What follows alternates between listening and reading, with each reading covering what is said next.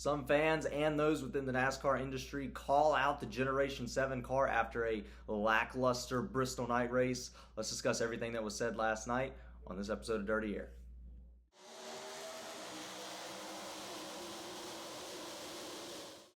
Hello everybody, welcome to Dirty Air. I'm your host Alex Lambert, and let's break down some comments this week from Cliff Daniels about NASCAR's next-gen race car. Some fans were advocating for next-gen car short track changes following Bristol night race last week after a sort of uneventful Bristol night race. Kyle Larson leading over 460 of the 500 scheduled laps. Certainly a dominating performance there. But some fans are upset because there was a very difficult ability to pass in this Bristol night race. You know, you go back and look at the guys like Martin Truex Jr., Ty Gibbs, who were running in the top 10, got a pit road penalty, then all of a sudden we're running 30th with no ability to pass and get up to the front. So that's certainly frustrating, and that did force fans and those within the NASCAR industry, crew chiefs, drivers alike, to call out NASCAR. I know Samantha Bush actually had something to say about this. This next-gen car is a mess, certainly. That was an interesting comment as well, because Kyle Busch obviously having a terrible week at the Bristol night race, qualifying in the back, just unable to move up through the field. And that's what's really frustrating, right? And it's a similar situation at Martinsville, and I've been to a lot of Martinsville races over the last few years, and you're sitting in the grandstands and you're seeing all the cars unable to pass, and that can be really frustrating at times. Even the leader is unable to, and it's worse at Martinsville than it is at Bristol, by the way, in my opinion, just overlooking it. The leader at Martinsville can't even pass the 36th place car to lap him, which is certainly very frustrating.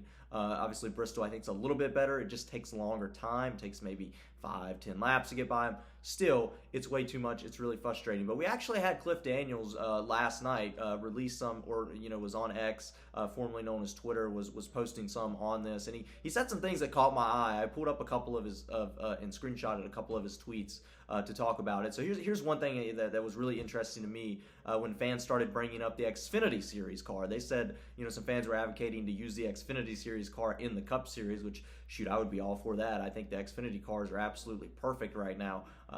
They are very entertaining to watch and show driver talent as well. But here's what Cliff Daniels said. Old car, basically comparing the two cars, old car and the current Xfinity car. The situation with that is the trailing car could move the leading car, right? So let's say we're battling for the lead, right?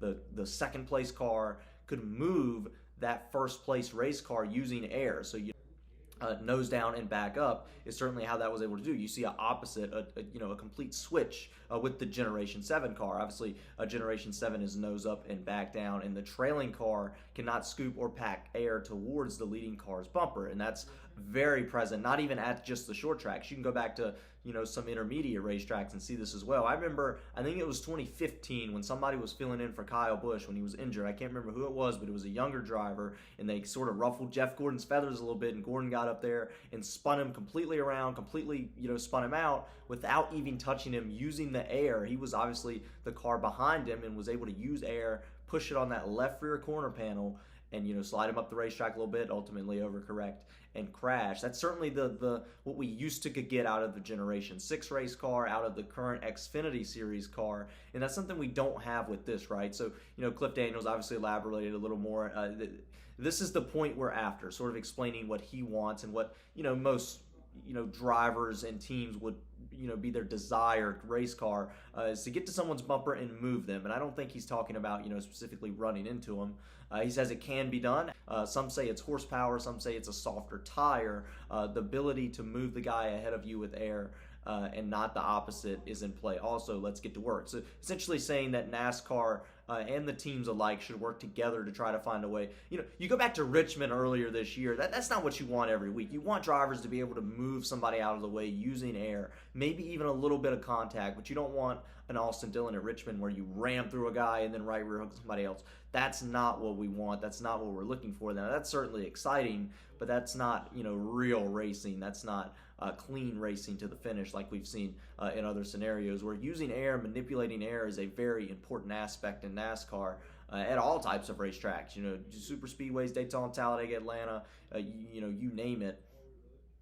which is certainly interesting. So I like Cliff Daniels' post here. He posted a lot more than this, explaining multiple things, how we can make the next gen car better by doing certain things, which is certainly interesting. I encourage you to go check out his page on X so you can read all those comments. But just really interesting. I thought I would bring that up this week, considering how much attention the Bristol night race has gotten after the lackluster finish. Cliff Daniels is certainly a very trusted source, right? I'm a huge Cliff Daniels fan. I'm not a Kyle Larson fan or Hendrick Motorsports fan at all, but I really like Cliff Daniels because the way he covers everything, just that leadership mentality that he has, and that ability to make decisions and clutch up at the right moments is certainly something Cliff Daniel has. That's why I wanted to show some of his posts, because I think he's a very valid source. All crew chiefs are, but especially Cliff Daniels, one of my favorite crew chiefs probably my favorite crew chief in the garage. Certainly very interesting there. But I think the reason fans are frustrated, and that I'm frustrated, and I didn't talk about it as much on Saturday night following the videos, because this isn't new. Going into 2022 with the new car at Martinsville at night was the first short track race, and right off the bat, we knew we had a problem with this race car at short tracks. And there has been, I was in that race. I was at that race in 2022 at Martinsville, by the way, at night. It was freezing cold, and you could just see nobody passing anybody. Extremely frustrating to watch. But I don't think, I don't expect a change. I think, there's been very minimum changes in the first 3 years of this race car. We're now going into 2025. I don't expect anything. NASCAR's told us they're going to try new gearboxes. They're going to try to take off the diffuser. They're going to try to have, a lower downforce package.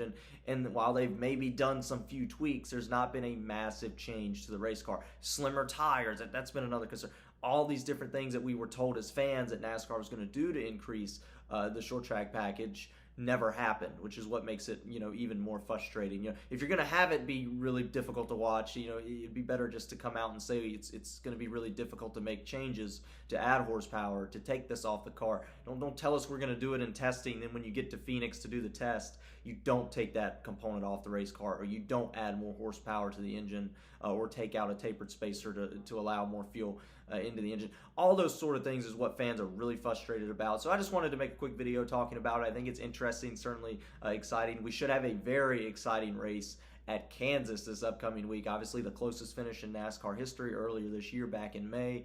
Kansas should be a lot of fun. Hope you guys tune into Dirty Air following the race for a full race analysis, try to break down all of the crazy action that'll probably happen in the race. It's crazy that right now in the next gen era of NASCAR, we're more excited for a Kansas race, and we're glad the Bristol night race is behind us, which is certainly a new experience for everyone. So certainly that's interesting. But that's it. Really all there is to talk about. Like and subscribe if you like the video. Please share the video if you do. I really appreciate it. And of course, about all these next gen short track concerns, let's get rowdy.